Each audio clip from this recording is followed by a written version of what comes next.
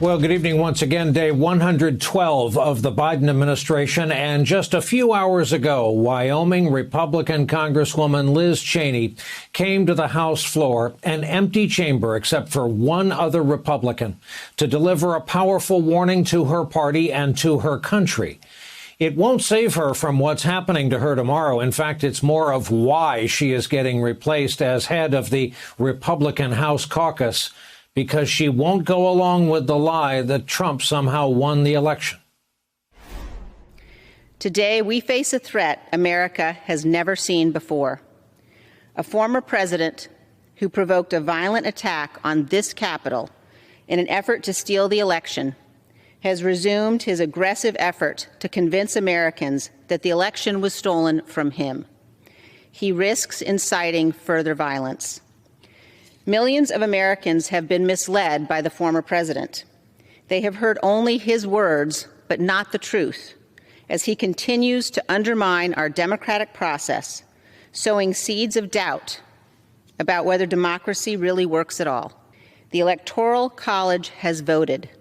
More than 60 state and federal courts, including multiple judges the former president appointed, have rejected his claims. The Trump Department of Justice investigated the former president's claims of widespread fraud and found no evidence to support them. The election is over. That is the rule of law. That is our constitutional process. Well, how about that? New reporting from the New York Times indicates her removal will come the same day that former Trump acting Attorney General Jeffrey Rosen will tell lawmakers investigating January's Capitol insurrection and riot that, quote, the Justice Department saw no evidence to undercut President Biden's election win. His prepared statement also goes on to note that the Justice Department had been presented with no evidence of widespread voter fraud at a scale sufficient to change the outcome of the 2020 election. Republicans have not only continued to question the vote, but in the name of so-called election integrity, they are passing more laws to restrict voting across the country. Today, Arizona indeed became the latest state to do so when their governor, the Republican Doug Ducey, signed a measure removing infrequent mail voters from the state's popular early voting list, just like that. And in the Senate today, Democrats and Republicans faced off over a bill to secure voting rights, with leaders of each party in attendance and making their case. Every Republican in this room knows Joe Biden won the election fair and square. Everyone. Everyone knows that Donald Trump perpetrated the big lie. The price of admission in today's Republican Party is silence in the face of provable lies. Lies that right now are poisoning our democracy and exciting a plague of voter suppression.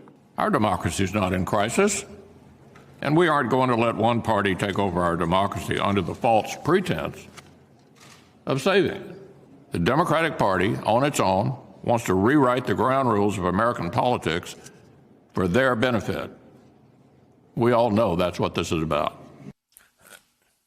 NBC News has confirmed that over 100 Republicans, including some former elected officials, are now threatening to form a third party if the Republican Party does not make certain changes, namely getting rid of Trump's grip on the Republican Party. Ashley, I'd like to start with you and your beat around the town.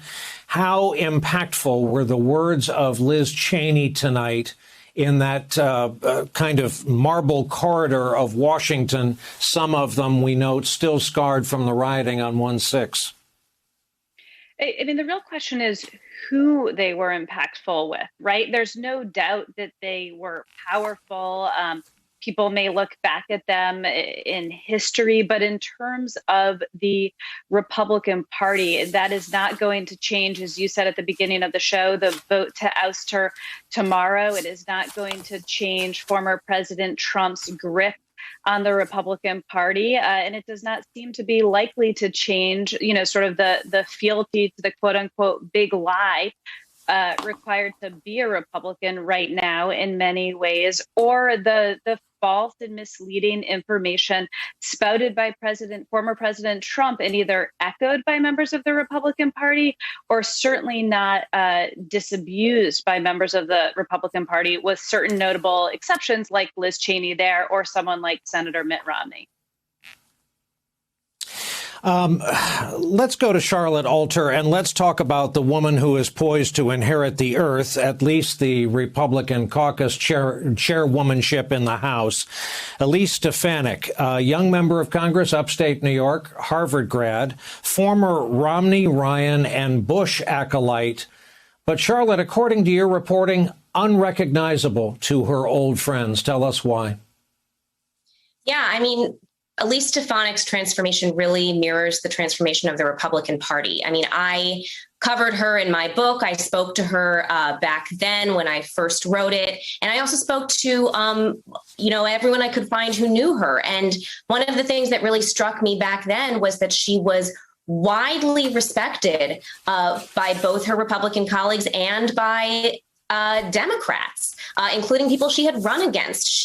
People told me she was highly intelligent, highly ambitious, but also had a deep sense of integrity.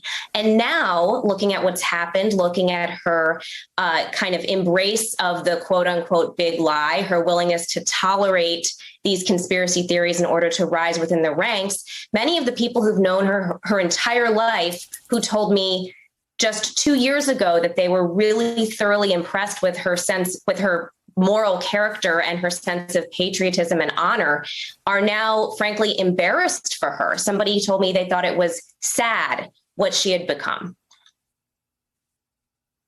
Jeremy.